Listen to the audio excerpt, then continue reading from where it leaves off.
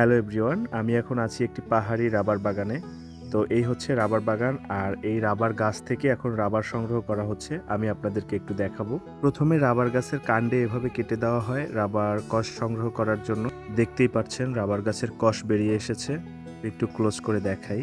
তো এই কষগুলো হচ্ছে এই বাটিতে জমা হয় এবং এখান থেকে ওরা সংগ্রহ করে।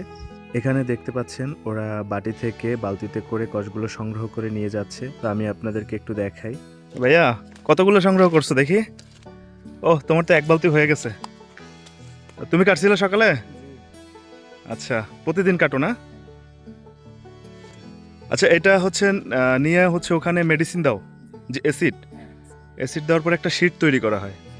ওইটার দাম বেশি। আর যেটা কাপ থাকে ওটার বেশি দাম না? ওই যেটা শীট তৈরি করা ওইটা কি 1 নম্বর গ্রেড? 1 নাম্বার। হ্যাঁ। আচ্ছা, ওইটা দেখি একটু। তো এই রাবার বাগানগুলা অনেক সুন্দর হয় এবং খুব পরিপাটি সাজানো। এক সিরিয়ালে সব গাছগুলো একদম সুন্দরভাবে সাজানো আছে, কোনো এলোমেলো গাছ নেই এখানে। আসলে রাবার বাগানের সৌন্দর্যই এটা। তো এই ঘরে হচ্ছে রাবার সংগ্রহ করার পরে নিয়ে আসে।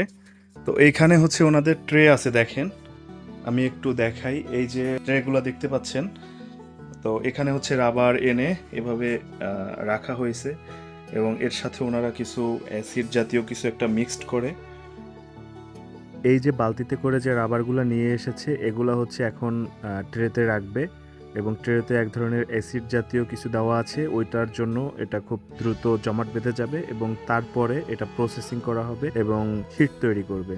তো আমি আপনাদেরকে দেখাবো কিভাবে প্রসেসিং করে শীট তৈরি করে। এই যে মেশিনটা দেখতে পাচ্ছেন, তো রাবারটা যখন শক্ত হয় এই মেশিনের মধ্যে দিয়ে রোলিং করে করে রাবারের শীট তৈরি করে। আমি আপনাদেরকে কিছু রাবারের শীট দেখাই, চলেন। তো এই হচ্ছে রাবার দিয়ে শীট বানানোর পরের অবস্থা। দেখেন এখানে হচ্ছে শীটগুলো শুকা দিয়ে রেখেছে এবং শুকানোর পরে এগুলোকে মেপে হচ্ছে ওনারা বিক্রি করে।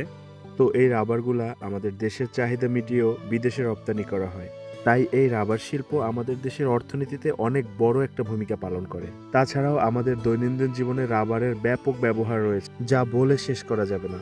সব মিলিয়ে এই রাবার শিল্প আমাদের দেশের জন্য, দেশের অর্থনীতির জন্য অত্যন্ত গুরুত্বপূর্ণ। তাই এই রাবারকে সাদা সোনাও বলা যেতে পারে। তো এ ধরনের রাবার বাগান বিশেষ করে পার্বত্য এলাকাতেই হয়ে থাকে। তাই দেশের বিভিন্ন এলাকার মানুষেরই এই রাবার সম্পর্কে বা রাবার বাগান সম্পর্কে ধারণা নেই। এজন্যই ভিডিওটি তৈরি করা। আপনাদের যদি ভিডিওটি ভালো লেগে থাকে অবশ্যই লাইক কমেন্ট করে পাশে থাকবেন।